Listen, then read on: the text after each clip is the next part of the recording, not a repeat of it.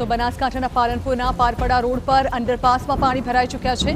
અંડરપાસમાં પાણી ભરાતા 10 ગામના લોકોને ભારે હાલાકી પડી રહી છે। મોરિયા મેડિકલ કોલેજ તરફ જતા વિદ્યાર્થીઓ પણ અટવાયા છે।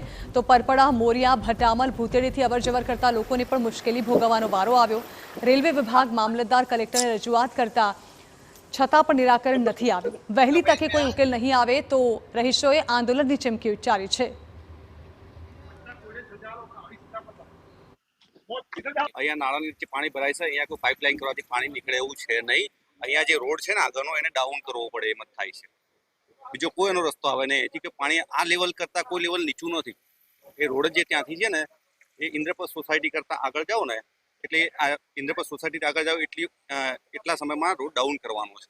મેડિકલ કોલેજમાં ભણવા જતા હોય, શાળાએ જતી હોય, બહેનો જતી હોય, ભાઈઓ જતા હોય, દરેકને તકલીફ પડે ત્યારે બધા ટુ વ્હીલર લઈને ફરતા હોય અને એવી મુશ્કેલી પડે। હમણાં એક કમ્પ નોકિંગ ગયા છે, 200-300 મીટર સુધી કમ્પ લાંબો થયો છે અને ત્યાર સુધી ખતરાની ઘંટી વાગે છે। તો આ નાળું કેમ નથી થતું? જે તે અધિકારીઓને લાગુ પડતું એ સાંભળે અને ના સાંભળતા હોય તો જે આપણે અધિકારીઓ છે અહીંયા મોટા મોટા એ પણ એમને રજૂઆત કરે કે ભાઈ આ નાળાનું સોલ્યુશન લાવો, કામ કરાવવું જોઈએ। પાલનપુરના જે મામલતદાર કચેરી જે આગળ છે મોટા પડતા નેતાઓ એમને બી આવેદન છે કે આ જે નાળું છે જ્યારે બનાવ્યું તેમને ત્યારે કંઈ નિર્ણય લીધા વગર એમને રીતે એમને સોલ્યુશન લઈને બનાવી દીધું છે। પણ એમને એવું નહીં વિચાર્યું કે આ ગામનું આજુબાજુના ગામડાઓના લોકોને કેવી રીતના ચાલવું પડશે અને કેવી રીતના અહીંયા નીકળશે।